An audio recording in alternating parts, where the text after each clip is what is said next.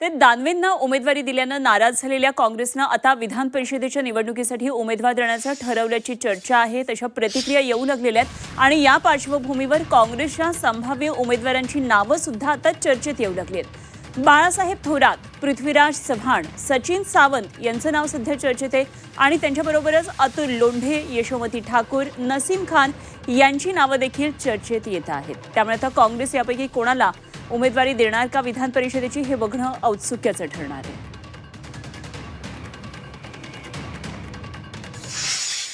हर्षवर्धन दादाशी आमच्या प्रदेशाध्यक्षी माझी चर्चा झाली। काल आम्ही दिल्लीत पण के.सी. वेणुगोपाल साहेबांशी आणि आमचे इन्चार्ज आहेत त्यांच्याबरोबर आम्ही चर्चा केलेली आहे।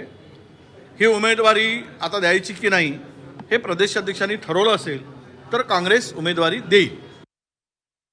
आपल्या मित्र पक्षांशी संघर्ष होऊ नये ही आमची भूमिका आहे। ही राष्ट्रवादी काँग्रेस शरद पवार साहेबांची भूमिका आहे। कदाचित ती महाराष्ट्रातल्या नेत्यांची भूमिका असेल काँग्रेसच्या।